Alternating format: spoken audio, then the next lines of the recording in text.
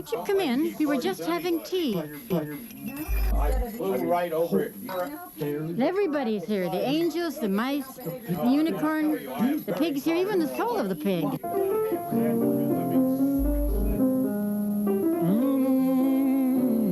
You saw me standing alone without a dream in my heart. Griffin is giving us a concert. He's singing Blue Moon. I'm afraid it's the only song he knows. Isn't the music angelic? Celestial, positively celestial, and I ought to know.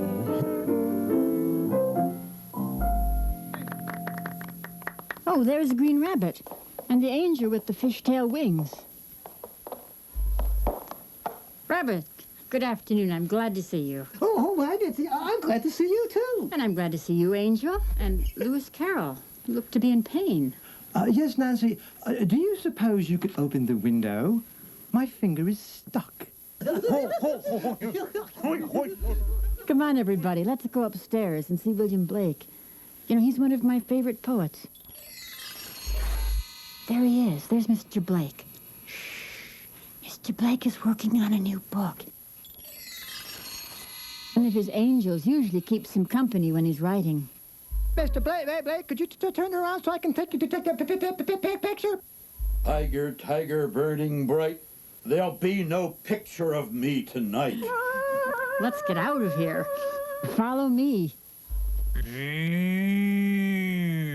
Wise cow, am I ever glad to see you?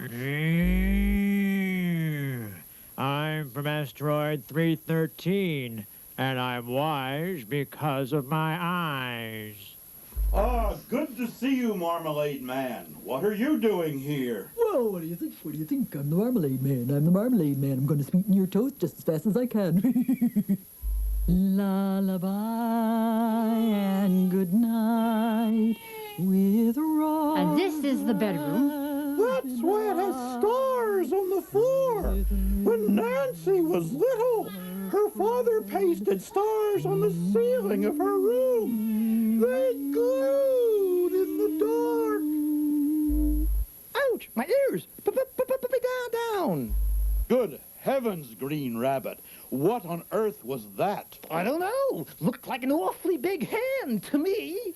Nonsense. No hand can be as big as that. Wait a minute. This isn't Nancy Willard's house. Of course not. It's William Blake's Inn. William Blake's Inn is a 7-foot flight of Nancy's imagination, and it stands in the corner of her real dining room. She made it while she was working on her book, A Visit to William Blake's Inn, the first book of poetry ever to win the Newberry Medal.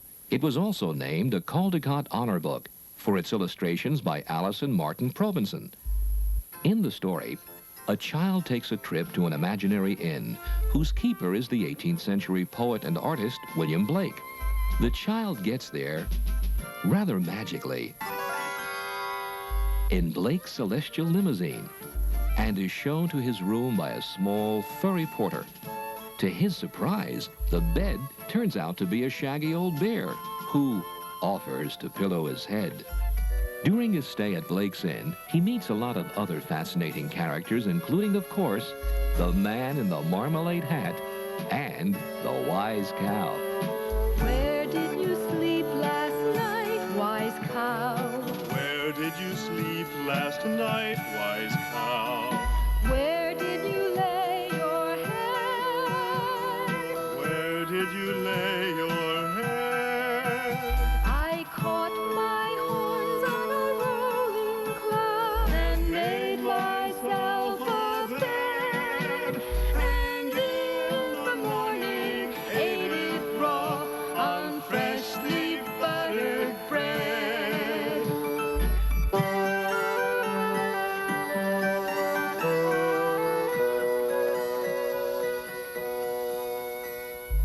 I like to make things. One night I started making a house in which wishing did the washing and magic did the mending. All the rooms are made out of grocery cartons, like these. I had it all stacked up in our living room, and our cat would jump into the inn and the whole house would fall down. So a friend took the measurements. He turned up a couple of months later with the framework built of wood. He said, "Now, paint it." Nancy painted it, decorated it, and filled it with the extraordinary population of characters that you've met, all made out of scraps. This is a new one I'm working on, a magician's cupboard. And here are my sly whistles. One calls rabbits, one calls fish, one calls the stars. Of course, I can't guarantee they'll come when they're called. In this little box are the trouble dolls. There's 6 of them. Before you go to sleep, you tell them your troubles. And they take care of everything. This is an Ojibwe dream net. You hang it over your bed to catch the dreams. The good dreams get through, but the bad dreams get tangled up in the net. This is a storyteller's knife. It's made from an antler. The Eskimo storytellers use them. If I were using this one, I would draw pictures in the dirt with the point of the knife to illustrate the story as I told it.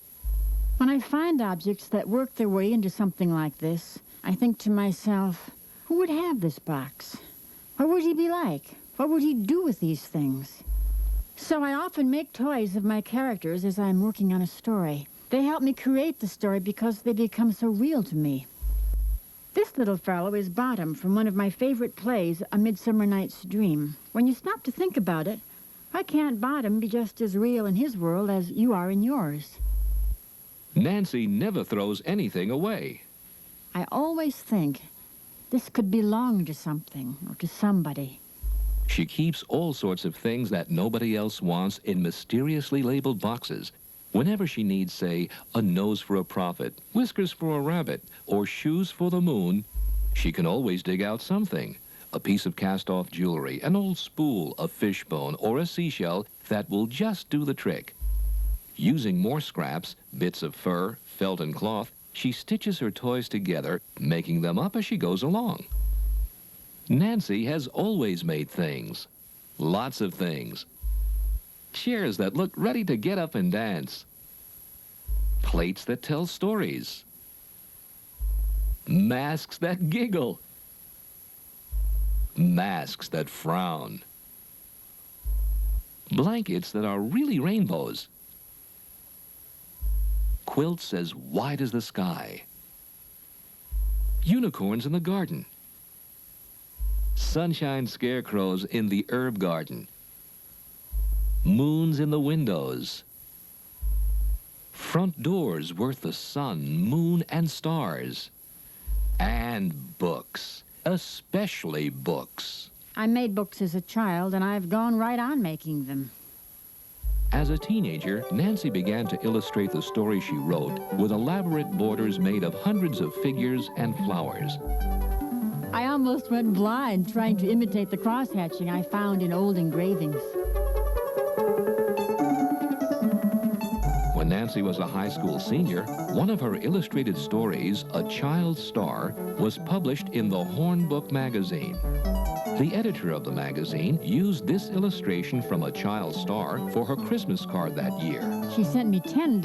That was a fortune to me. I didn't get an allowance, so I used to make books as presents for people. Like the one Nancy made for her father for Valentine's Day, The Man with the Big Heart. The man with the biggest heart in the whole world. We were living in Los Alamos, New Mexico that summer. My mother had to go home to Michigan to take care of my grandmother, and she left me to look after my father. And we had a wonderful time getting to know each other, and I made him a book about it.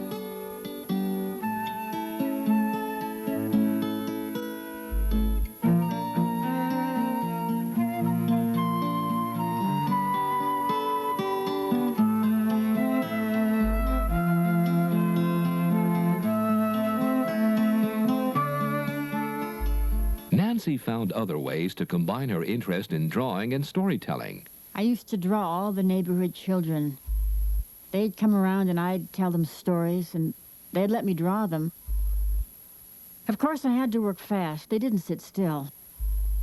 And Nancy drew her house, the house where she grew up in Ann Arbor, Michigan. Nancy's father, an internationally known chemist, taught at the University of Michigan. The house was a lively place.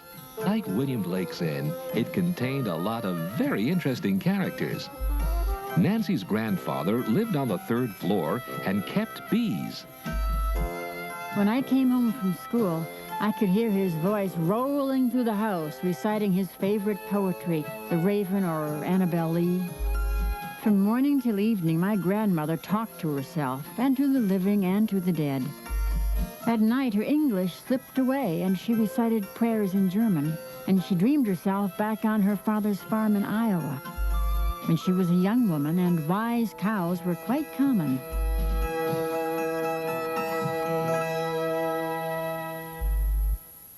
While I was reading or drawing or doing my homework, I listened, and I wrote down whatever seemed worth saving, a fragment of speech, a line of poetry. Scenes and characters from her childhood weave in and out of the books that Nancy writes today. The highest hit is about a girl named Kate Carpenter Schmidt, who, among other things, publishes a neighborhood newspaper, going from door to door to collect the news. Nancy's family had a summer cottage on a nearby lake. There, Nancy and her older sister Anne published a paper called the Stony Lake News. That's our friend Jojo in the middle. When people asked me, what do you want to be when you grow up? I answered, I want to tell stories. And they would always say, oh, you want to work on a newspaper, do you? So my mother suggested that Anne and I start our own newspaper. My mother loves to read.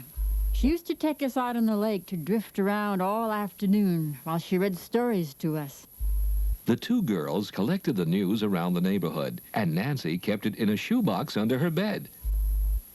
The Stony Lake News came out when the box was full.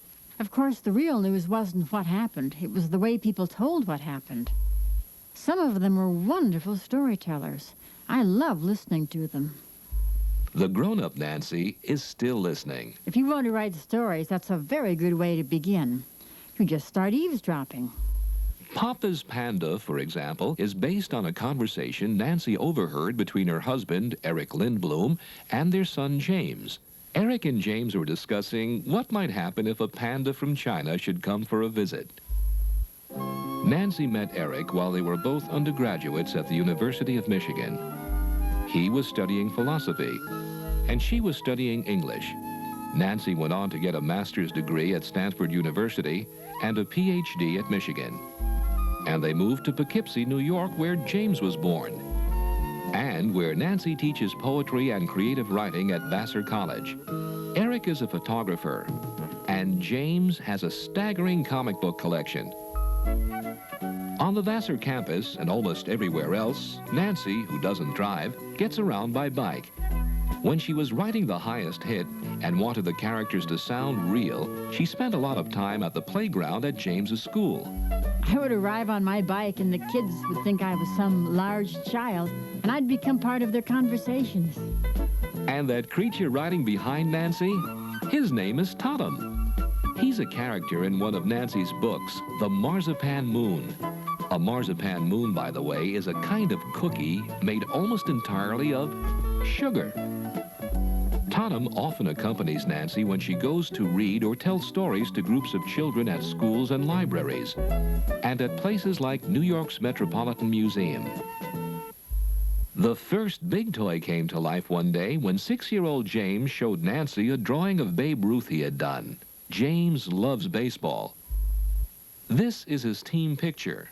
James is in the front row blowing a bubble. I took James's drawing down to the fabric store, and I said, well, I need an inch of this, and I need a yard of that. The clerk said, what in the world are you making? I think children's imaginations are a wonderful source for any artist or any writer. Remember the green rabbit you met in Blake's Inn? He began as the Easter rabbit as drawn by James. And now he's a character in The Island of the Grass King. Ahead of them, surrounded by bloodhounds, stood a rabbit 7 feet tall, with emerald green hair and hoops of gold that gleamed in the tips of both his ears. Sailing to Cythera, The Island of the Grass King, and Uncle Terrible all tell of the extraordinary adventures of a boy named Anatole, as he travels into magical, supernatural worlds of beauty and danger, and how he gets home again. In Sailing to Cythera, Anatole wears a T-shirt that says, Oxford, Michigan, gravel capital of the world. On his travels, Anatole meets an old fisherman who likes Anatole's T-shirt because of its mysterious inscription. In exchange for the shirt, the old man agrees to ferry Anatole's train across the river on the backs of his lions. James still has that T-shirt, and the gravel pit is still there not far from the cottage at Stony Lake where Nancy spent her childhood summers. Nancy, Eric, and James go back to Stony Lake for summer reunions with Nancy's mother, her sister Anne, and Anne's children. It was always a very mysterious place with that huge sort of lunar mountain, like giant sand piles for a child. My father took us there to play. At night, there was a night shift.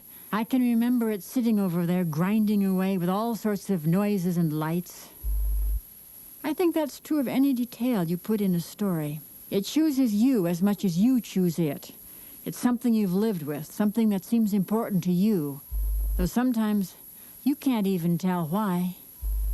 A great many details from Nancy's life have chosen to be in Uncle Terrible. Uncle Terrible himself, so called because he's so terribly nice, is a family friend named Jerry who shares James's interest in comic book collecting. Jerry lay down on the sofa at our house one day to take a nap. He covered himself up with the rainbow blanket, and Eric took a snapshot of him. And like a lot of other things, he wound up in the inn, wearing a halo with James in the clouds. He was very surprised, and I think quite pleased to find himself there when he came for dinner one night. So that's what really started the story of Uncle Terrible, with Anatole finding his perfectly normal friend shrunk to a tiny size, small enough to fit into a doll's house. Out in the garden now, a whole new universe of fantasy and fiction is beginning to take shape. A house for the moon? Uh-huh. With windows full of stars. A unicorn prancing on the roof. And a sullen moon that once had a long and happy career as a basketball, but now is up to more mysterious things. I sometimes imagine my head is like a hotel. I keep all the doors and windows open to see what flies in. You could say quite a lot.